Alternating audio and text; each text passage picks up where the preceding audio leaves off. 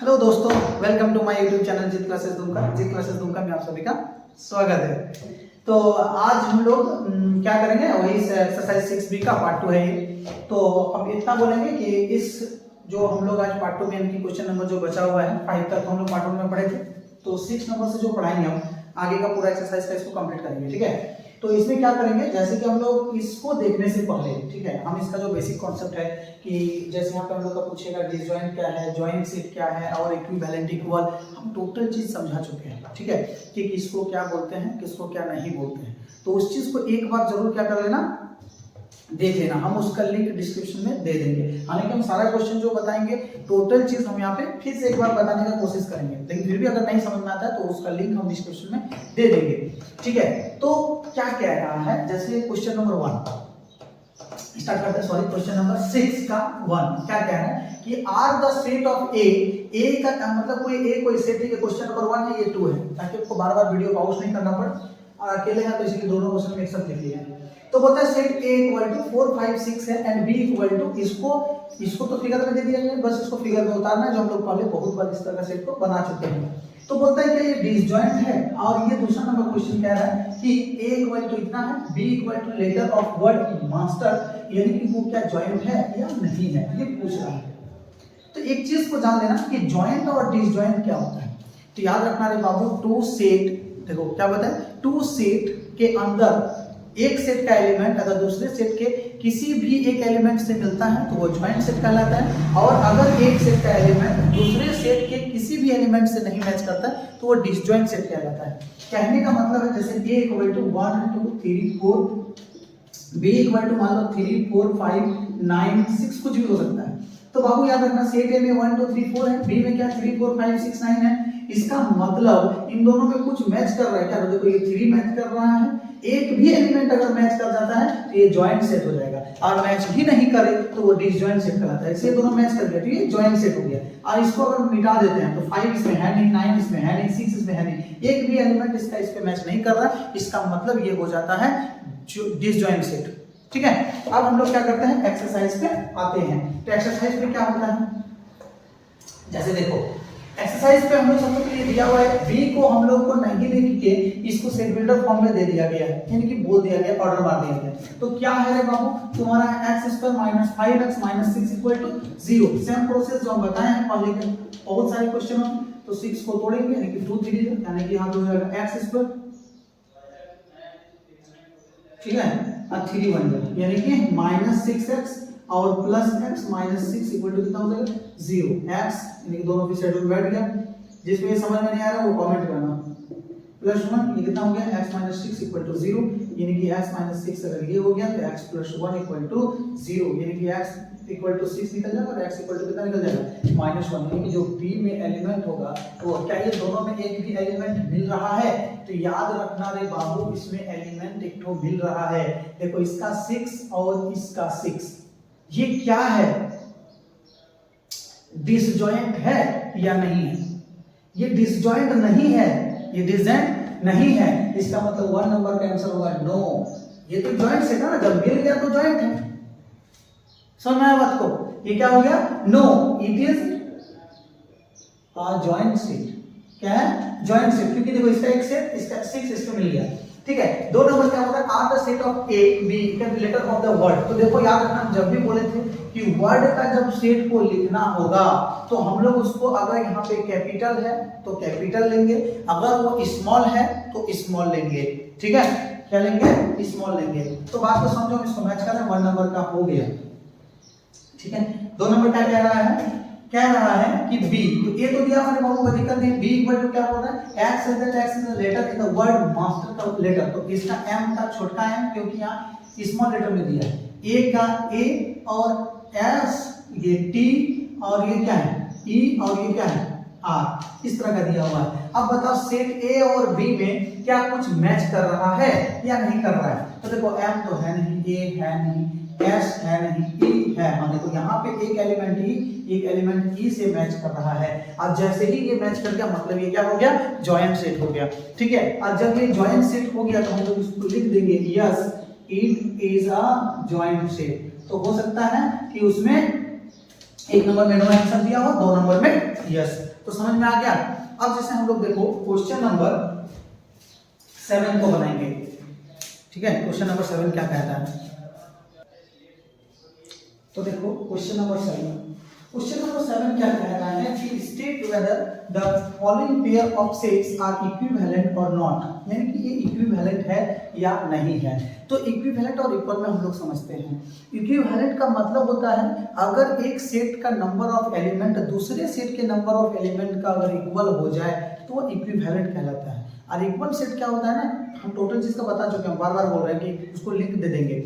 तो equivalent set का कहने का मतलब होता है कि एक सेट का नंबर ऑफ एलिमेंट अगर दूसरे सेट के नंबर ऑफ एलिमेंट के इक्वल हो जाए तो इक्विवेलेंट कहलाता है। अब इक्वल का मतलब होता है इस सेट में जितना एलिमेंट है उस सेट में वही एलिमेंट होना चाहिए, यानी कि नंबर ऑफ इक्वल तो होना ही चाहिए। साथ में जैसे कि देखो a इक्वल टू अगर मान लो 1 2 3 है, ठीक है। अगर b इक्वल टू मान लो 4 5 6 है, तो देखो नंबर ऑफ एलिमेंट इसमें कितना है, 3।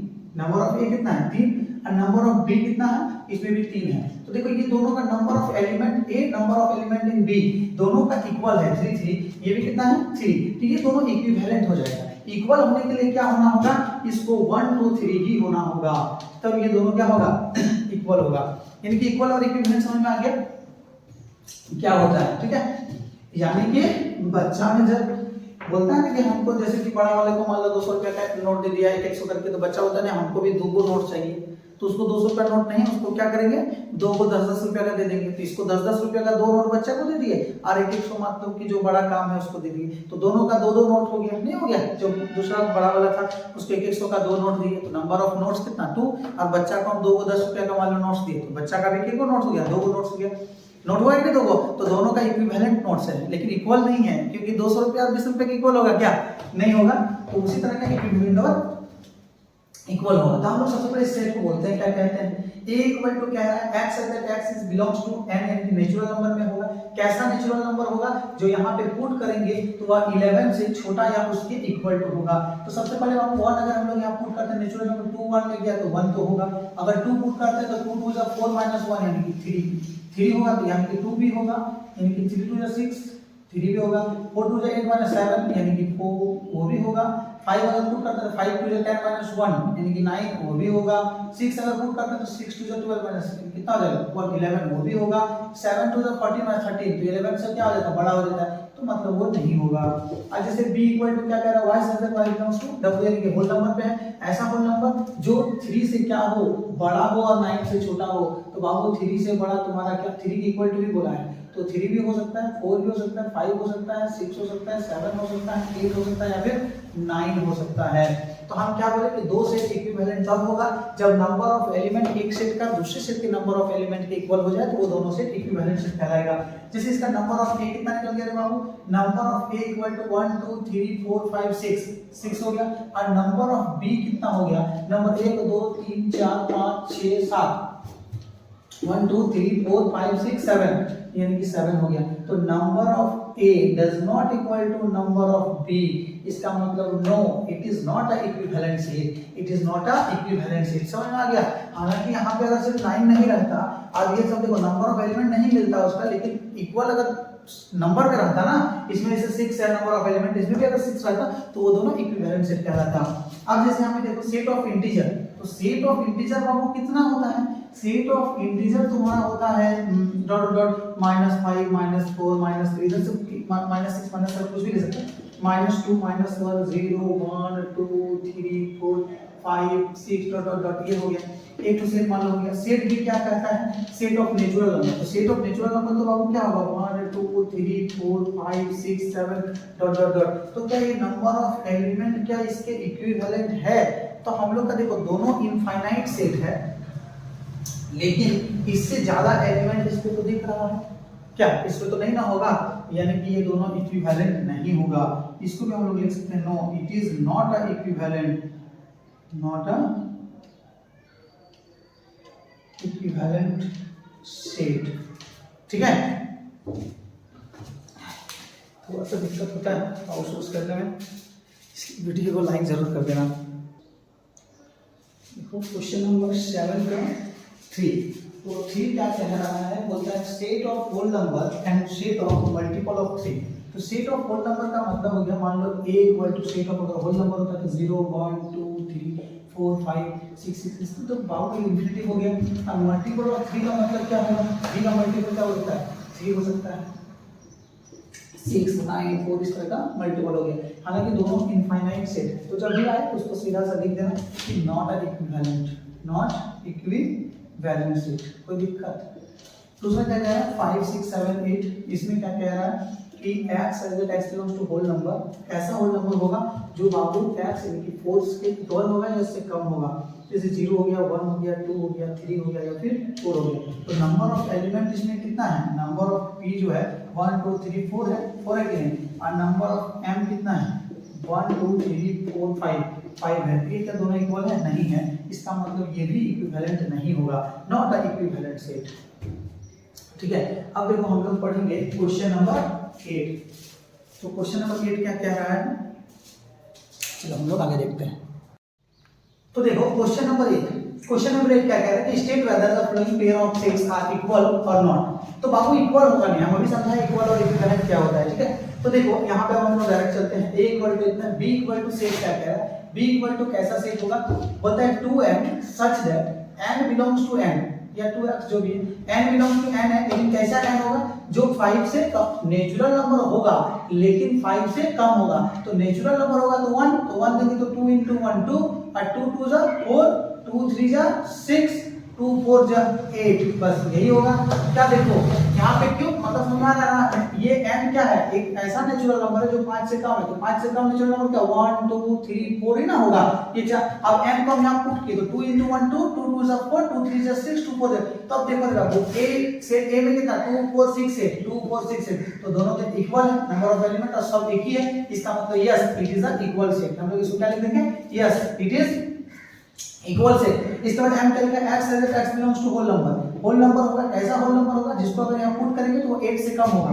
तो बाबू m इक्वल टू हम लोग अगर 0 पुट करते हैं तो 3 0 होगा, 1 पुट करते हैं तो पर भी सेटिस्फाइड होगा, 2 पुट करते हैं तो पर भी होगा, 3 पुट करते हैं तो 3 3 6 हो जाएगा 3 भी होगा, 4 पुट करते हैं तो 4 प्लस 3 7 यानी वो भी एक्सेप्ट हो जाएगा, 5 नहीं पुट कर सकते क्योंकि तो 5 और 3 8 हो जाएगा, 8 इक्वल टू हो जाएगा, लेकिन यहाँ पे लेस देन बोला है। एंड n इक्वल टू क्या बोल रहा है, and n equal to y such that y equal to 2n minus 1, ये कंडीशन दिया है y equal to 2n minus 1 होगा।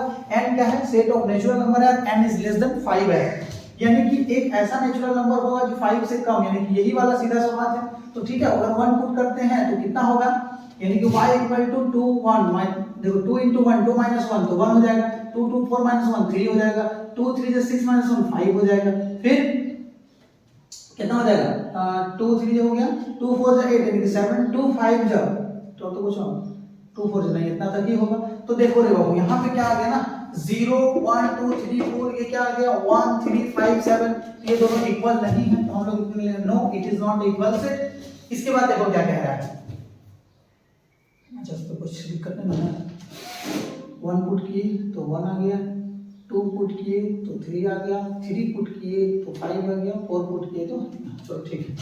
इसके बाद देखो e इक्वल टू क्या कह रहा है, तो x है, इसको हम तोड़ने सिखाए थे, ठीक है ना, x square plus 8x minus 9 equal to 0, first और लास्ट को तोड़ेंगे तो माइनस 9x स्क्वायर, 9 को तोड़ेंगे तो 3 3 9 3 3 9 और 3 बचा 9 में 1 गया 8, यानी कि x square plus 9x minus 9 equal to कितना हो गया 0, x अगर कॉमन ले लेते हैं तो x प्लस 9 बचेगा, माइनस 1 कॉमन ले लेंगे तो x प्लस 9 इक्वल टू कितना बचेगा 0, यहाँ पे हो गया x प्लस 9, यहाँ पे बचेगा x माइनस 1 इक्वल टू कितना हो जाएगा 0, शायद दिख रहा होगा जो भी इसको तोड़ने सिखा चुका हम। x प्लस 9 इक्वल टू 0 हो गया और x माइनस 1 इक्वल टू 0, यानी कि x इक्वल टू माइनस 9 और x इक्वल टू कितना हो गया 1 हो गया, यानी कि माइनस 9 और 1 माइनस 9 और 1 इस एलिमेंट का क्या नाम हो गया a का।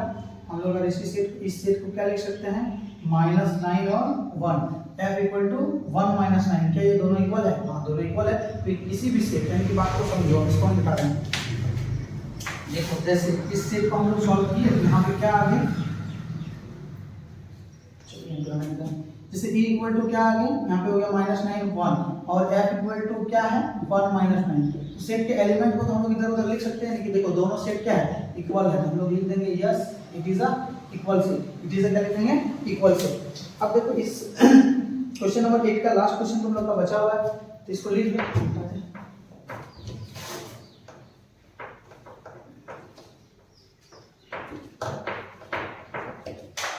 अब देखो क्वेश्चन नंबर 4। क्वेश्चन नंबर 4 क्या कह रहा है? कह रहा है a equal to x such that x belongs to n यानी natural number, x is less than 3 and b equal to क्या कह रहा है कि y such that y square minus 3y plus 2 equal to 0। तो देखो रे बाबू, a इक्वल टू कैसा होगा? वैसा नेचुरल नंबर होगा जो 3 से कम हो, तो 3 से कम नेचुरल नंबर 1 और 2 होता है। और b इसको अगर हम लोग सॉल्व करते हैं तो y square minus 3y plus 2 equal to कितना हो गया? 0। अगर इसको फर्स्ट और 2 यानी कि 2 1 2 करेंगे तो y square minus 2y minus y plus 2 equal to कितना हो गया? 0। y को अगर कॉमन लेते हैं तो y minus 2 minus 1 y minus 2। ये तोड़ने आता है ना? नहीं आता हो तो बार बार बोल रहा है कमेंट करना। y minus 2 y minus 1 equal to 0। पीछे का वीडियो में बहुत बार बताया है। 1 minus 2 equal to 0, 1 minus 1 equal to 0, y equal to 2, y equal to 1।